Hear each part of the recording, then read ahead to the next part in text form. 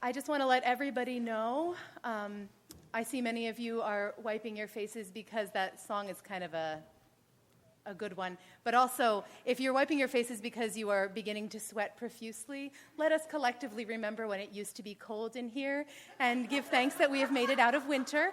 And if I begin to glisten as I read, please forgive. We are officially in what I call transition season, the time of end-of-year parties, final sports banquets, recitals, and of course graduation and confirmation. It's a time that almost feels electric with expectation and hope. And while I know it can be a wildly busy time of year, the upswing is that there are ample excuses for picnics and barbecues and parties to celebrate the hard work that has been undertaken. But despite this dominant energy of celebration, transitions can also be really, really hard. For some youth and their parents, the doors that are opening are not the ones that they dreamt about. The future may look murky, and the next steps aren't exactly clear. For some graduates, this spring was defined by rejection letters and missed deadlines and the realities of finite family resources. For others, the transition out of high school or middle school is filled with fear of leaving behind that which is known, leaving friends and community, leaving relationships, fear of arriving in a new place and not fitting in. This time can be fraught with a whole range of emotions. And so this morning, whether you're feeling eager and excited about what lies ahead, or nostalgic about what you're about to leave behind, or just super confused about what the heck you're doing, just know your experience is welcome here in this sanctuary and in this community this morning. And in fact, I would wager that no matter what you're feeling, it is highly likely that there are other people in this room who have gone through something similar. At the wise old age of 35, I also want to let you know that your lack of plans or your plans are no predictor of how your life will ultimately unfold. Getting into the dream school isn't actually assurance of a sunny future all the time. And feeling clueless and confused isn't necessarily a dark omen of what is to come. Because here's the real kicker. No matter where you're headed next, the only thing that is certain is that you will still be you when you arrive in that place. Okay, so your social group might change and your friends might shift and you might feel like you fit in more or less than you currently do, but underneath all of that, the one navigating all of these transitions will still be you, precious, quirky, wonderful you with all of the same insecurities and odd habits and unique gifts. Which brings me to my message this morning. Perhaps you noticed the quote at the top of the bulletin. It says, "People are like stained glass windows. They sparkle and shine when the sun is out, but when darkness sets in, their true beauty is revealed only if there is a light from within." It's kind of a nice sentiment, right? It's definitely a quotable quote, thus I quoted it. But where does that light actually come from? And how do you know if you have one inside you? And how do you reignite it if you feel like it's been snuffed out somehow? I'm going to show my theological bias here, but I actually tend to believe that every single person anywhere on the face of this earth was born with a spark within them. And that same spark will continue on in some form or another even after they die. Over the course of our lives, there will hopefully be moments that we feel so aligned with our higher purpose or calling that even we can see the ways that we sparkle and shine. Then there will be other moments in life, moments that are shrouded in darkness, times of loss, times of sadness, times of confusion, times where that sense of purposelessness gets really heavy and is all you can see. And in those moments, it can be really, really hard to see your own light, to trust that it's there. And in those moments is when we need another person or a community that is brave enough to wade with us into this darkness, to stick around long enough until their eyes adjust, and then to look at us long enough that they begin to see that elusive inner glow within us. And then once they see that light, once they find that flickering glow within us, we need them to patiently hold up a mirror and keep showing it to us until we remember our own divine spark. In our increasingly busy and our increasingly lonely culture, it can be hard to find this mirroring in times when you desperately need it, but at its very best, I would like to believe that this is exactly what church provides. It is a place where we can gather in celebration or in times of our deepest despair. It's a place where the mysteries of faith and the universe can be discussed and our doubts can be held.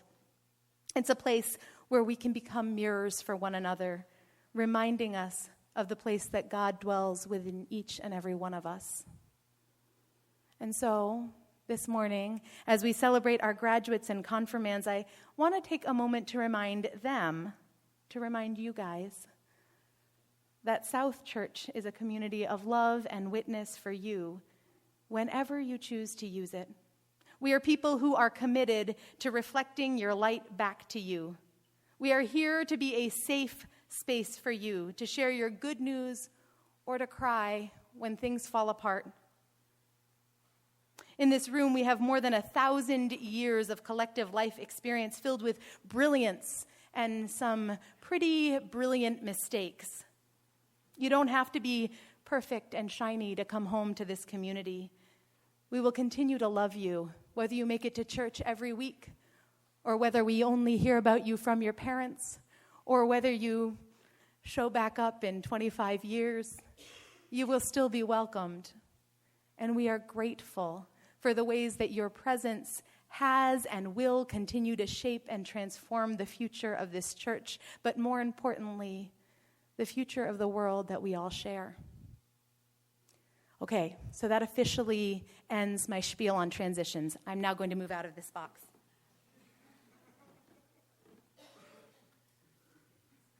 Moving on to mic number 2. Can you hear me? Yes. Good. So, we have just had a chance to honor our graduates, and now we are moving into honoring of this class of 9 confirmands. But before we do that, I want to mention a little bit about what they got to do in their time here and why that is somehow different than maybe the confirmation some of you guys had when you were growing up. So Denny, would you come up and join me?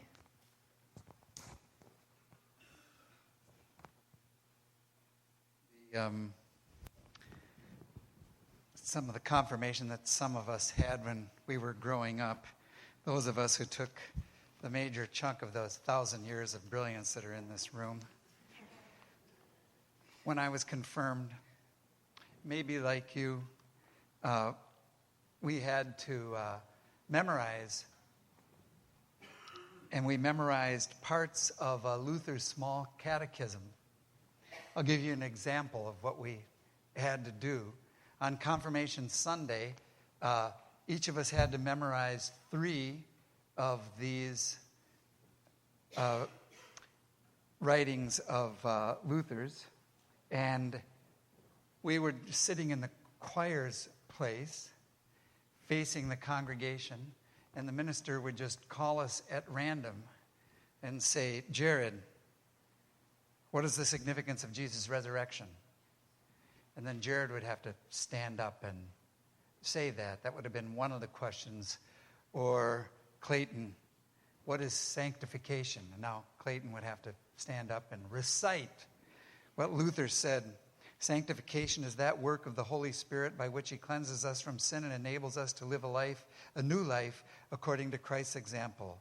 From Romans 6 we read, Let not sin therefore reign in your mortal bodies to make you obey their passions.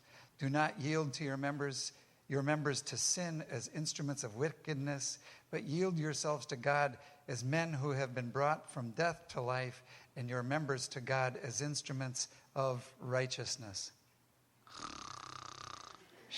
And this is my favorite part, where I look over at the confirmands and they're thinking, we thought Tamara was okay to begin with, but wow, the fact she didn't make us do that, she just got so much cooler.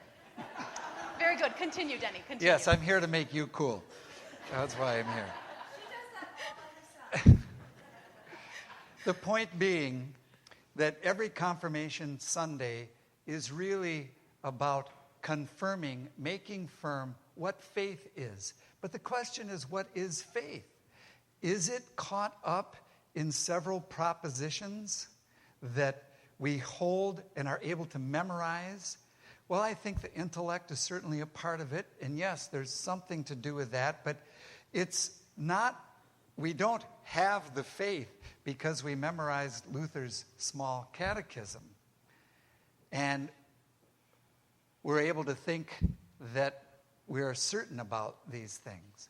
So the road that these confirmands have taken has not been that kind of a road. Because, of course, we believe that here in the United Church of Christ, that God still speaks, that God is still speaking, and that each of us is called to our own journey to make our way. And with that, I'll turn to you. So when I was 14, I was not being forced to learn Luther's small catechisms. I was very wildly and devoutly atheist, and I came up in the rural South, where almost everyone else was quite religious, but in ways that often felt exclusionary. And so I was also, at the age of 14, a martial artist. I went to my karate dojo almost every afternoon after school, and my sensei was born-again Christian, and he understood very quickly that a good way to rile me up and turn me into a better fighter was to get into theological discussions right before I strapped on all of my pads.